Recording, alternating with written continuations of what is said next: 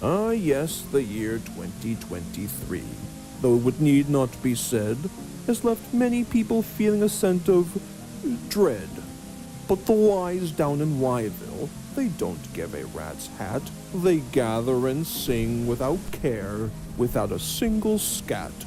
In the season of the flu that's been announced, and not helping is the invasion of the germs, will force people to stay in their bedrooms for 6 to 8 weeks, and maybe phone call for doctor's appointments. But the wise didn't seem to notice, for it's Christmas, you see.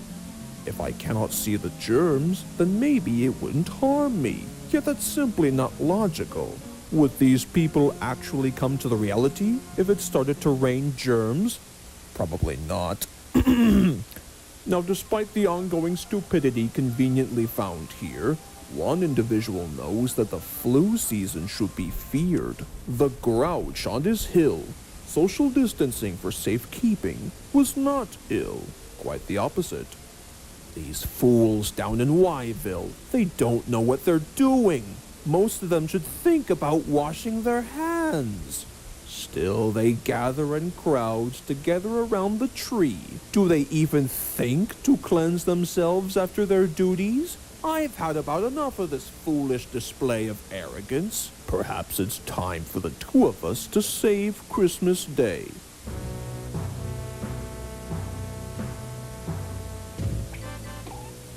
So off he went. The grouch got busy, carving a suit that he made of some curtains that he made from his own shower in his own bathroom. He grabbed a mask and some bags and loaded up onto his sleigh, and whipped his own dog Monty down to Wyville the entire way. With the village fast asleep, the grouch knew what to do.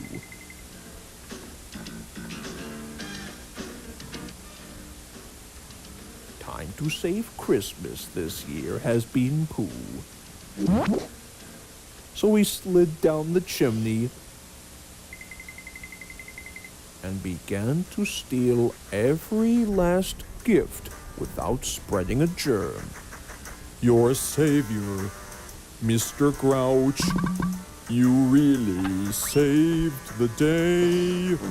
But you're still a rotten monkey with a stinky, smelly bum, Mr. Grouch. While planning to toss the tree up into the air, a small child showed up and horrendously stared. Why, St. Nicholas, why are you destroying our Christmas? The grouch knew he had no time to think of an explanation. If he hung around, there's a 100% chance he might fear the flu without caution. So he slammed the door shut and ran like a cheetah. Oh crap! Oh snap! Should I flee to Korea? Nah. So instead, he went back to his task saving Christmas. Many hours later. And with everything stolen and a Christmasless village, the grouch whipped his dog once again back home.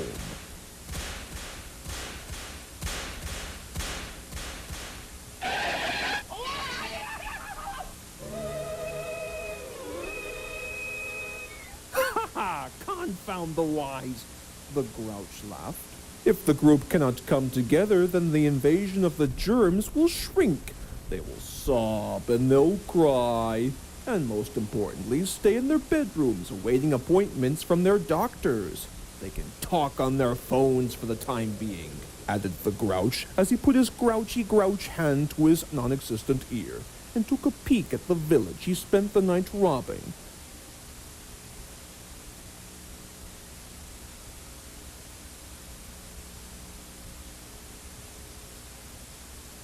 Party time! Woo! Hey!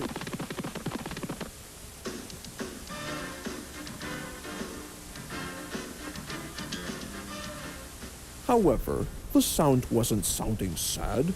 If anything, the sound sounded glad.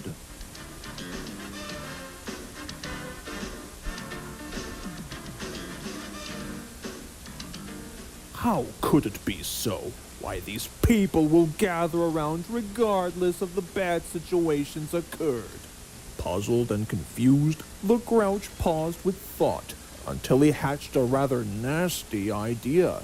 His heart shrank 3 sizes that day, and he went to Kmart to buy a germ-proof suit, and off to Yville he went to return all the gifts that he had robbed last night. So out with the gifts that he yanked from the bags. It was time naturally for the Grouch to relax and sit back. He then joined the group for a feast where they coughed and they wheezed, and then they were all rushed to the hospital where the only meals available were an apple a day, chicken soup, and medicine. Bubblegum flavored, by the way, like the news stations reported. So what is the point of this story I've told you folks? Is it laughter? Is it sadness?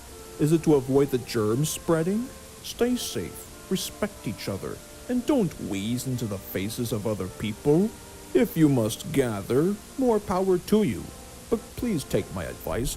Don't be a jerk like the Wise and the Grouch. It wouldn't be so hard to just not be a snitch. I'm all out of rhymes for this Christmas season. This cartoon is now over.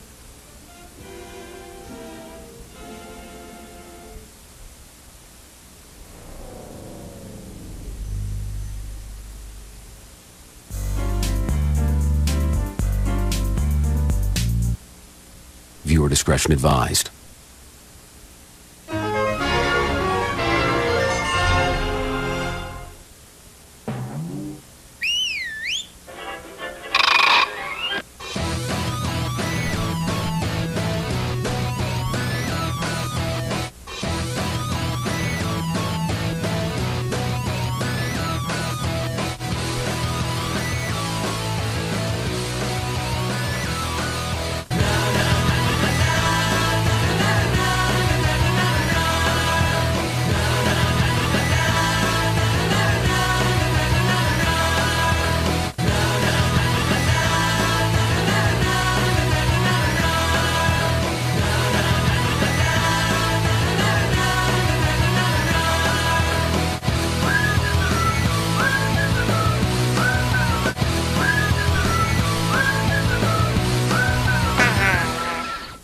My fellow Americans, that was a farty noise.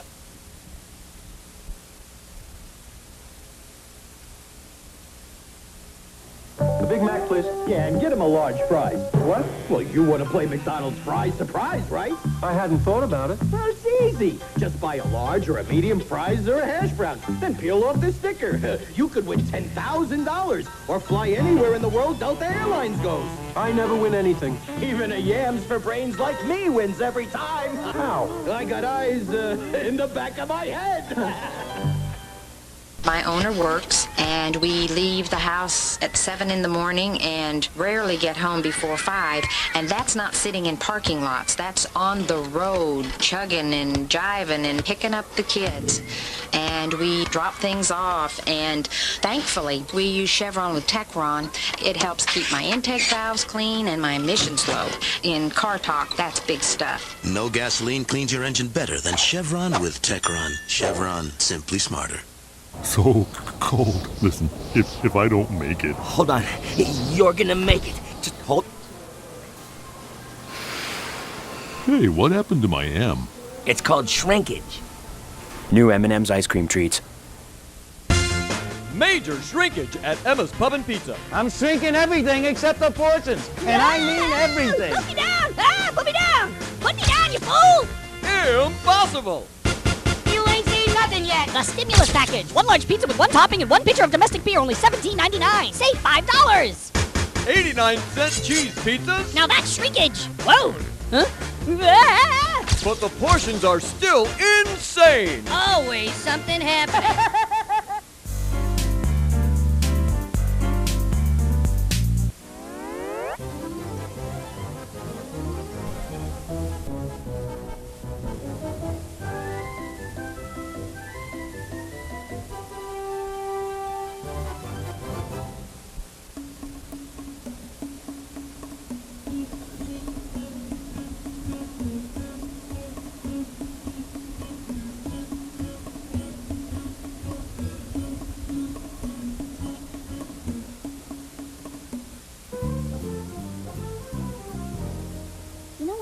thought I'd say this, but it sure was nice of Mr. Bunny to invite us on a trip to Metropolis Library today. He got that right. Even Harley couldn't stop keeping her nose glued to such fine literature. No problem, fellas. A little social interaction wouldn't hurt anybody, even if they are anti-heroes. I'm just reading the story about a certain visitor exploring the sights of this jungle terrain within an island. The original book was quite decent, but the movie adaptation made it a whole lot better.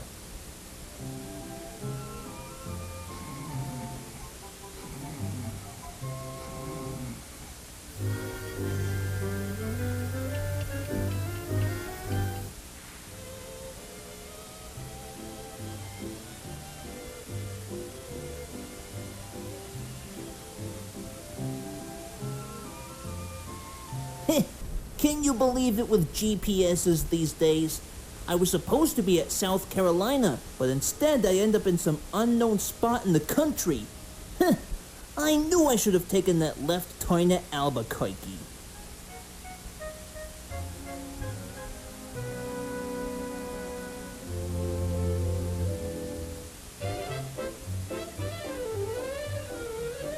I wonder which direction I shall take. You know what? Maybe I should make a bet. Heads I go this way, tails I go that way. Well, I guess I have no choice.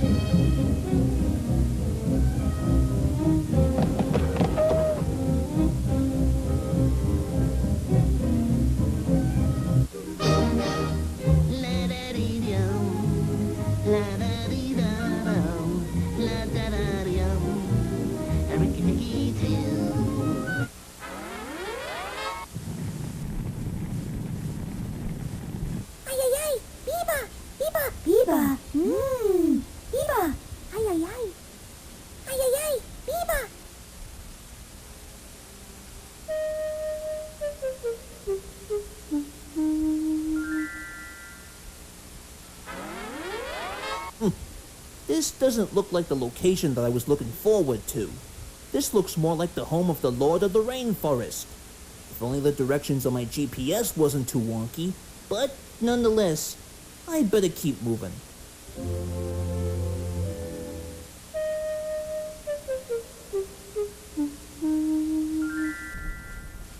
Hey, here's a couple of folks who can help me along the way.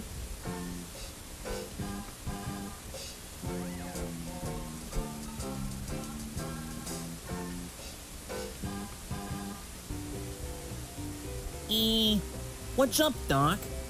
Hey, what do we have here? Out-of-season trick-or-treaters.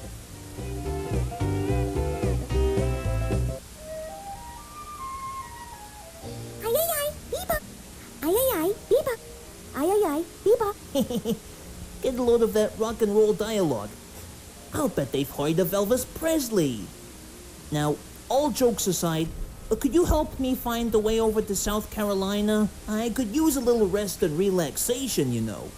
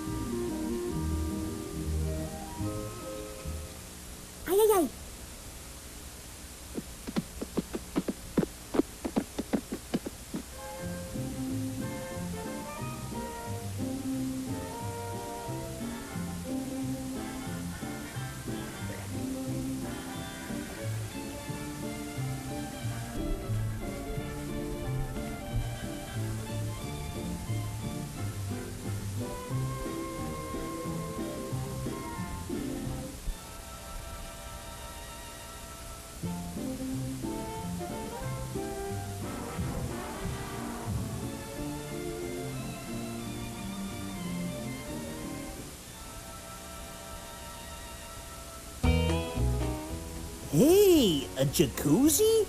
Oh, how thoughtful. waterfall. Well, how quaint. I must be in paradise. Well, here goes nothing. Easy does it.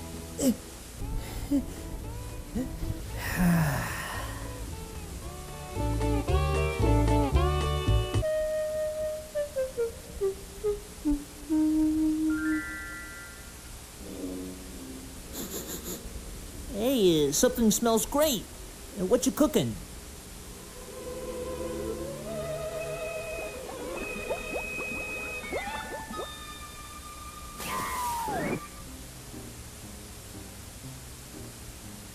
For shame, Doc. What kind of resort is this? One minute I thought that was a jacuzzi. The next, you try to put a little gray rabbit on the menu. Someday you'd be hearing it from my lawyers, one way or another. Hey, what's the matter over there?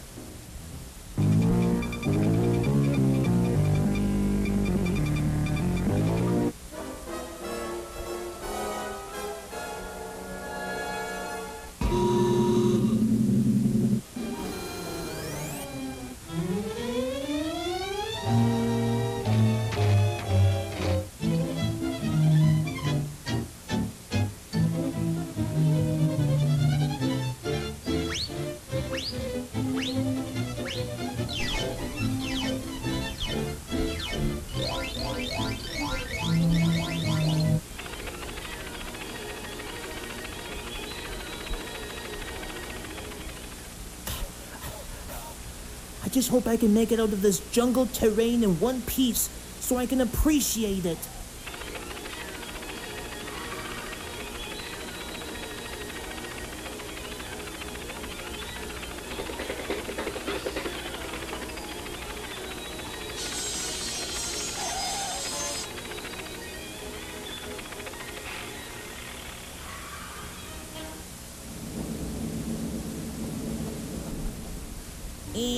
So long. Adios. Aloha. Don't forget to write. Now to get to South Carolina.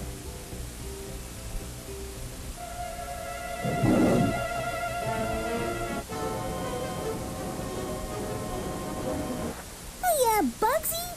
Oh, Bugs. Oh, thank goodness you're awake. By Bruce Wayne's eyebrow, that was some crazy dream you had. Precisely. At least he wasn't dreaming about getting blown up with dynamite. That's what Daffy was for. Oh.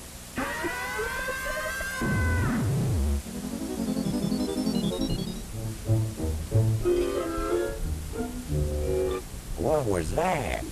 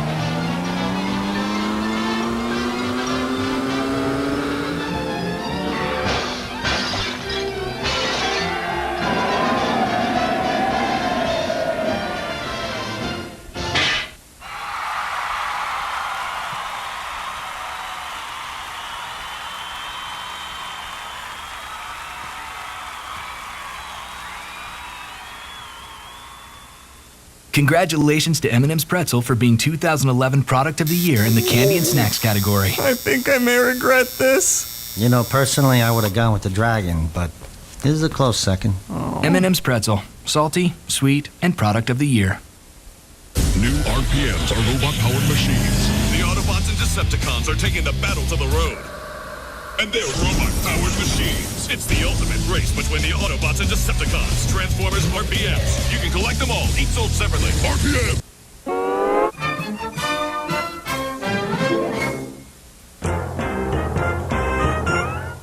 And now, it's time for some safety lectures with Zorak. Oh, yes, this better be good. Today's inspiring lecture is in regards to vehicle safety. Subject, road racing. Oh, that's easy. I know all about vehicle safety. Like, always get your seatbelt buckled when you're driving. Yeah, well, it may seem that way to you, Zorak, but in my opinion, I've always had troubles with seatbelts. One time I tugged the belt so hard, I clicked it on, and I felt like I was being tied to a chair. And as a little kid, I've made several complaints about that all the way to school. Sheesh. Well, anyways. Now, before you're ready to drive, always wear a safety helmet. It can help you protect your cranium. Otherwise, you might risk having a splitting headache. I'm getting a splitting headache by listening to your lectures. Yeah, I'm ignoring him. So bottom line, the next rule is to be patient and wait for the starting gun, and then you're off like a rocket. No, I don't mean those guns.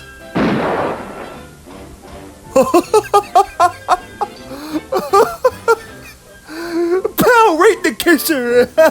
Good one, Elmer. Or Sam, or whoever you are. I just can't seem to live with this guy. Anyways. Also, the number one rule, try to avoid driving backwards. Not only is it considered dangerous, but also kinda silly. I mean, most drivers would risk crashing into each other. Don't believe me? Well, here's a clip that we showed you last February.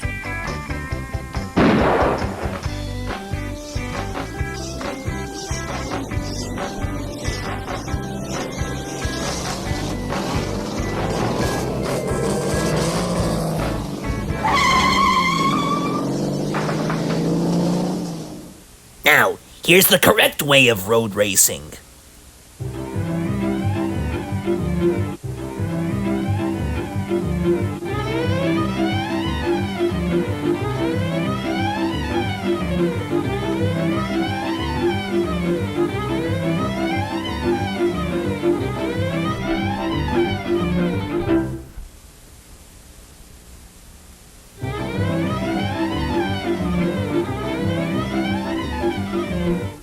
And there you have it for another exciting episode of Safety Lectures with Zorak.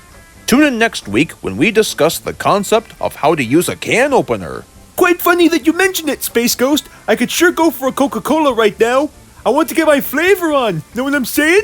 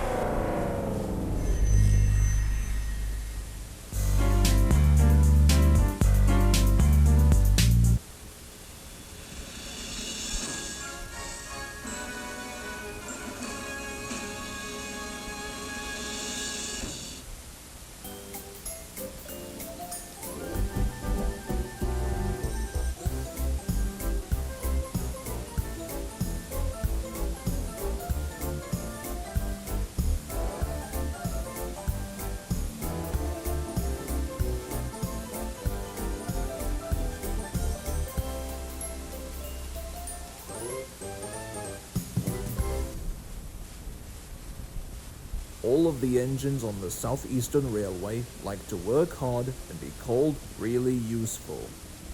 More specifically, Presley, Jimbo, and Dewey.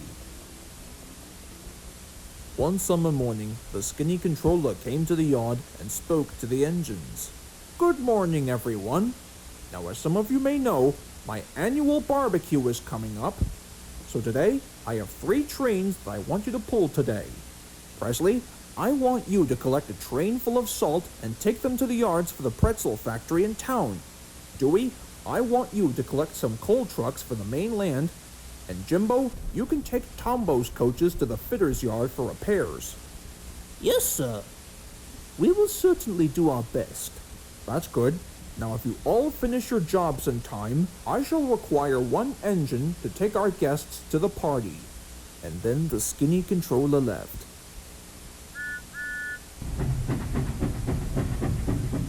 Presley was the one most excited.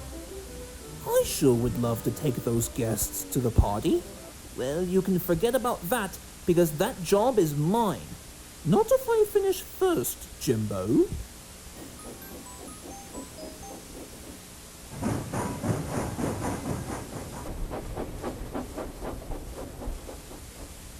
You know, why do I get the feeling that this may not lead to a very happy conclusion?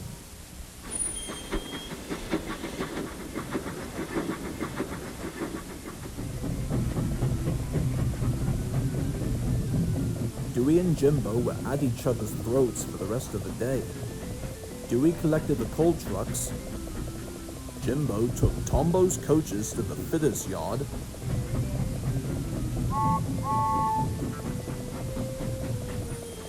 And Presley collected the salt. Unlike Dewey or Jimbo, Presley was more concerned about taking his time and finishing his work safely. Well, that does it. Maybe now I can be in time for the barbecue. Oh!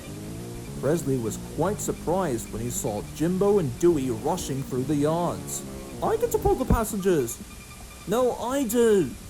Watch out, fellas! But it was too late.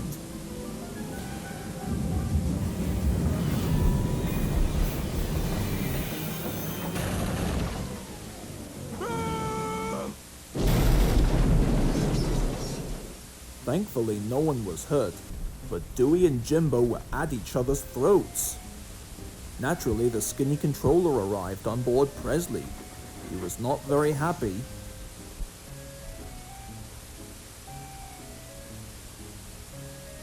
Look at the mess they've made, sir. Yes, Presley, I can see that. Dewey and Jimbo, you have caused confusion and delay. As punishment, neither of you will take the passengers to the party. Presley, since you're the only engine that did a good job around here, you get to pull them. Thank you very much, sir. That will be a nice change. All Dewey and Jimbo could do was watch Presley as he took the passengers to the barbecue, and everyone had a wonderful day.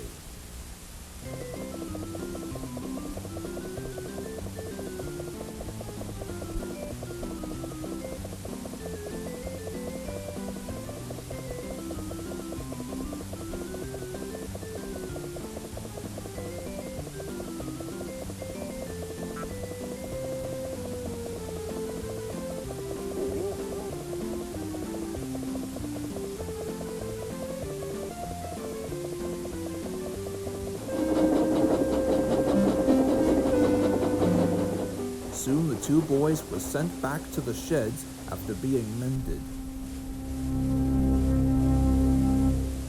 How long do you think that Dewey and Jimbo will stay in the sheds until they make up their quarrel?